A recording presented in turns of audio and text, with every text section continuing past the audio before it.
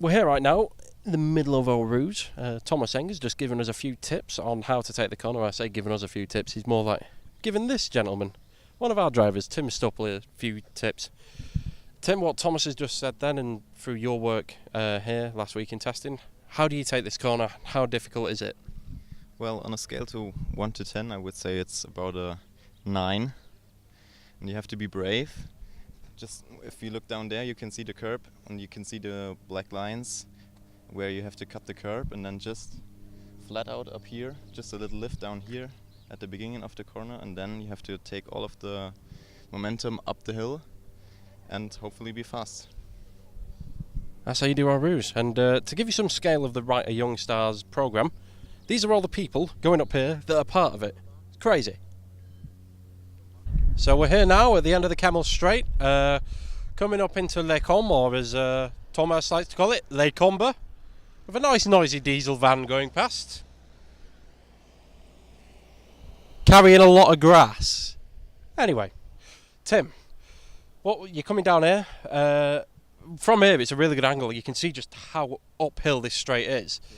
When you're in the car, does that actually help you with your braking coming into here because it's uphill? It helps, yeah, it helps quite a bit because it's such a steep hill, and you brake around the 100-meter board, and yeah, you shift down and turn in early, and yeah, it's pretty grippy here. You can feel it on the ground. It's not that difficult actually. It's a fun corner, which is grippy in the dry but slippy in the wet. We'll continue now. Right, we've just walked from Les Combes around Malmedy and the run down into Brew Cells, this corner is called, and now we're on the exit of Brew Cells, and it's quite a steep corner. You should see the actual height change. It's a very steep downhill run into Brew Cells, and then it's also downhill going round, which is very off camber, and it's a downhill run going out. Tim, you drove round here for the first time as well last week compared to the sim. What's it like walking on here compared to driving and compared to being on the simulator? Well, it looks wider when you walk here. Like when you're in the car, it's much narrower. You get the impression it's narrower, and if you stand here, it looks much more downhill. In the car you don't really feel it that much, but in my opinion it's one of the most difficult corners of all tracks, because you have to get it just perfect, and yeah, it's not easy at all here. It's a corner that tests the patience, and you can save a lot of pedalling like these guys. We are now in the final sector of the Spa-Francorchamps Circuit.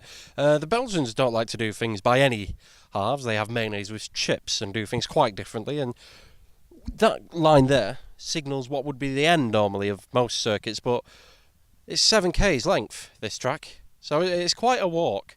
And we're here now. This corner is really a test of patience. It's a 90-degree right, instantly followed by 90-degree left. But the drivers have got to be careful they don't cut the corner too much, because as Thomas pointed out here, we have black boobs, as he called them.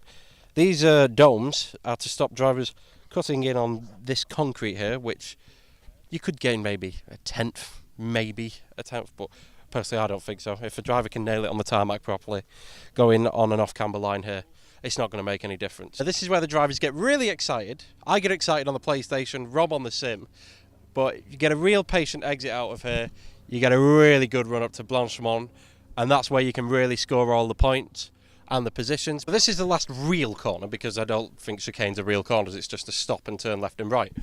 And you think Blanchemont is the last fast sweeping corner, and you think it's straight after that, but it's not. There's a long sweeping right straight after it, and it's banked, it's uphill, and it's quite steep. It's crazy.